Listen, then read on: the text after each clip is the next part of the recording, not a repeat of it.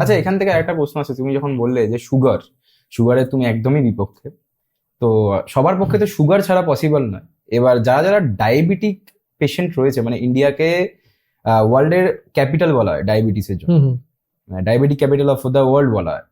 তো এইবার ম্যাক্সিমাম লোকজনই দেখা যাবে, যদি দেখো তো 80% লোকই ধরো ডায়াবেটিসে ভুগছে এখন। তো তারা যদি সুগার ফ্রি লাইফ লিড করতে চায়, তাহলে কিরকম ভাবে করবে সেটা? সুগার, আই মিন ডায়াবেটিস, যদি আমি ইন টার্মস অফ আয়ুর্বেদ বলি, ফার্স্ট অফ অল আশা করি 80% হয়তো না, আই হোপ সো, ভগবান না করুক 80% আঁকড়া চেনাশোনা ম্যাক্সিমাম লোকজনই সবাই বলে আমার মায়ের এটা হয়েছে, আমার বাবার এটা হয়েছে। কিন্তু ব্যাপারটা হচ্ছে মডার্ন মেডিসিনের ডায়াবেটিসের একটা ডেফিনেশন ওরা দিয়ে রেখেছে। They will say it is in type 1, type 2, genetically, মানে ইনহেরিটেন্স এসছে বা আমার কাছ থেকে। আমাদের শাস্ত্রেও বলেছে প্রমেহের মধ্যে আরো একটা সাবটাইপ চলে আসলো, মধুমেহ। তো মোটামোটা যদি আমরা বুঝতে চাই জিনিসটা, যেটা বীজ দোষ, যেটা হয়তো জেনেটিক্যালি আসলো, ওটাতে তো কিছু কারো দোষ নেই, ঠিক আছে।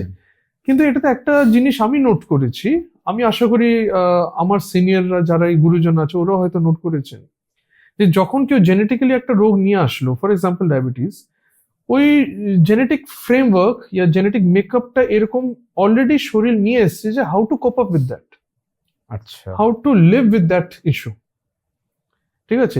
যে আউট অফ দ্য টপিক একটা জিনিস বলছি, যেমন থ্যালাসেমিক পেশেন্ট, যাদের হয়তো হিমোগ্লোবিন কম, তো ওদের ওই কম হিমোগ্লোবিন হয়তো 7-8 এর মধ্যে ওরা সাস্টেইন করছে লাইফটা, এমনকি বডি এখন দেশে টার্ম হোমিওস্ট্যাসিস, মানে হয়তো শরীরটা ওই হিসাবে অ্যাডাপ্ট করছে, অ্যাক্লিমেটাইজ করছে।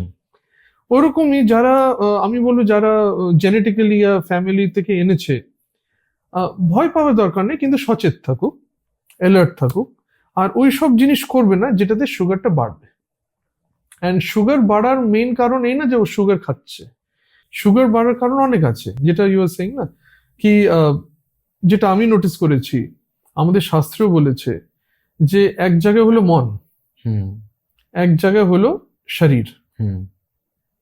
শরীর ইন্দ্রিয় সত্ত্ব আত্মা সংযোগধারী জীবিতম, ঠিক আছে। শরীর ইন্দ্রিয় সত্ত্ব আত্মা সংযোগধারী। তো এই যে সত্ত্ব আর আত্মা, সত্ত্ব ইজ মন, তো এই যে মন আর শরীরের মধ্যে একটা সামঞ্জস্য, একটা ক্লোজ রিলেশন আছে। যখনই শরীরে কোনো এফেক্ট পড়ে, মনে এফেক্ট চলে যায়। কেউ খুব ভুগছে অনেক বছর ধরে ক্রনিক ইলনেসে, ওর মনটা একদিন গিভ আপ করে দেয়, আর ভাল লাগছে না, হে প্রভু উঠিয়ে নাও। আর যার মনটা খুব, শরীর ঠিক আছে, মাইন্ডটা ওকে খুব উইক করে রেখেছে, কোনো স্ট্রেস পেয়েছে, কাউকে হয়তো ভয় দেখে দিল, কাল তুমি নকরি সে নিকাল দেঙ্গে, কালকে তোমার চাকরি চলে যাবে, তুমি ঠিক করে কাজ করছো না, তো ডিপ্রেস হয়ে গেল। এবার আউটার ডিপ্রেশন কি হচ্ছে, ও সুগার ব্লাড প্রেশার চলে আসলো। এরকম হয়, এরকম হয়, মানে মেন্টালি এফেক্ট হলে হতে পারে। ইয়েস, মন এন্ড শরীর, they are in close proximity, you can't just demarcate them. তো যখনই এই জিনিসগুলো হচ্ছে, তখন ওরকম পেশেন্টদেরকে আমরা সুগার ডাউন করার দিব ওষুধ, কি আমরা ওকে কাউন্সিলিং দিব? এটা ডক্টর নিডস টু আন্ডারস্ট্যান্ড যে প্রবলেম কোথা থেকে এসছে। রাইট। তো ডায়াবেটিসের জন্য আমি দেখছি লোকরা যে ওষুধ খাচ্ছে, গুপ গাপ করে ওষুধ খেয়ে যাচ্ছে। First know the root cause, কোথা থেকে আসলো, কেন হলো, ওটাতে কাজ কর। কারণ কি কেন না জানলে তো ওটার সলিউশন বের করা। এই কেনটা যদি না জানতে পারে, তখন ডাক্তার আছে, ডাক্তারের কাছে যাও, টক টু দেম। ডাক্তারকে ফিস দিচ্ছ, তোমার অধিকার আছে জানা যে আমার ভিতরে কি চলছে, এন্ড ডক্টর শুড এক্সপ্লেইন যে কেন এরকম হচ্ছে।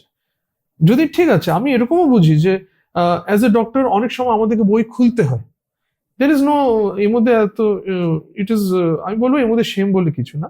হয়তো বলেছে একটু টাফ লাগলো, ওপেন দ্য বুক, বই খোলো, পেশেন্টের সামনে বই খোলো, নো প্রবলেম, দেখো কি ও কি বলছে, কি কি জিনিস আছে। If you need time, patient বলো কি আমি আপনার ফাইলটা পড়বো, আমাকে একদিন দাও ইয়া 5 ঘন্টা দাও, টেক ইউর টাইম, বিকজ ওনার অধিকার, একটা পেশেন্টের অধিকার যে কেন এটা হয়েছে, আর ডাক্তার ওকে এক্সপ্লেন করে বলবে yes this is it, that's why it is happening. শুধু যে ওষুধ খেয়ে গেল, শরীরটা একদম পাতলা, ডায়াবেটিক, আন্ডারওয়েট, আর ওষুধ খেয়ে আরো আন্ডারওয়েটের দিকে যাচ্ছে, তখন কি হবে? তো বেসিক্যালি মানে সবার ফার্স্টে রুট কজটাকে ঠিক করতে হবে, তারপরে তুমি ওষুধে যেতে পারো। Keep it simple. আমি সবসময় বলি যে always approach A problem in a simple way first.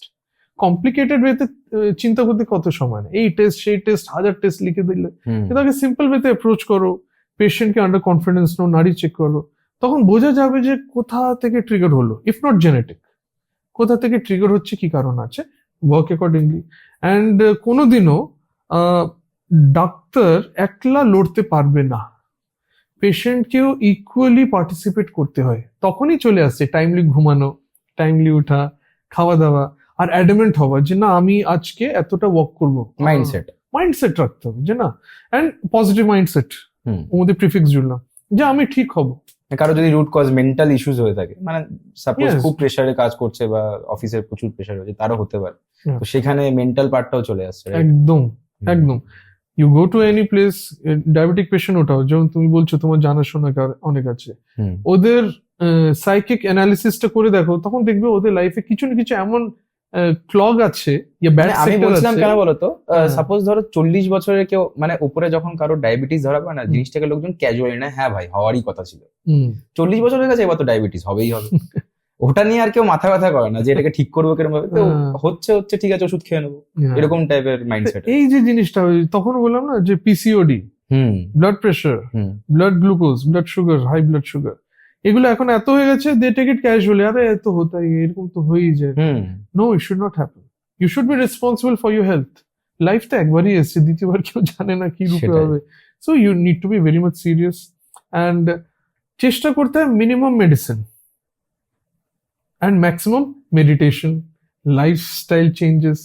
কি কি ভুল করছো ইন্ট্রোস্পেক্ট করো, ভাবো যে হ্যাঁ আমি ভুল করছি, বুঝতে পারছো না, go to a doctor, go to someone who will guide you, দেখো কোথায় ভুল হচ্ছে। অ্যান্ড একদমই যদি না চেঞ্জ করতে পারো, তখন চলে আসে ট্রিটমেন্টের পার্ট, ওষুধ খেতে হচ্ছে। ওষুধের মধ্যে তখন যেই দোষটা বেড়ে আছে, ওটা ওয়াতজ প্রমেয়, পিত্তজ প্রমেয়, কফজ প্রমেয়, কোন রকমের প্রমেয়, কোন রকমের ডায়াবেটিস, ইয়া দ্বন্দ্বজ, মানে দুটো দোষই আছে। হুম, ত্রিদোষজ প্রমেয়, যে আমাদের ওয়াত পিত্ত কফ তিনটাই বেড়ে গেছে, তো আমাদের শাস্ত্রে বলেছে এরকম পেশেন্ট ঠিক হবে না, কিন্তু চেষ্টা করো, কারণ কেউ তোমার কাছে খুব আশা নিয়ে এসছে। ত্রিদোষজটা নর্মালি কি হয়, যেটা যে কোনো হোক, ওটা ডায়াবেটিস হোক, টিউমার হোক, ক্যান্সার হোক, যখন তিনটাই দোষ ইনভলভ, তখন আমরা বলি পেশেন্টের ঠিক হবে না, but we can give a chance, let us see what happens. ওর মধ্যে কিছু প্যারামিটার্স থাকে, আমরা দেখি বয়স আমাদের ফেভার আছে কিনা, পেশেন্টের মাইন্ডসেট আমাদের ফেভার আছে কিনা, এগুলো ভাস্ট টপিক। হুম, কিন্তু যেটা তোমার কোশ্চেন, ওই সময় বলবো যে ডেফিনেটলি একবার যদি ওরা নিজে, এই যে রিভার্সিং মোড, হ্যাঁ না, ওরা যদি ভাবে যে না আমাকে নিজের হরমোনাল সাইকেলটা ঠিক করতে হবে, they can go for it. they can achieve or not, Yes, they can achieve. they can achieve. They can achieve.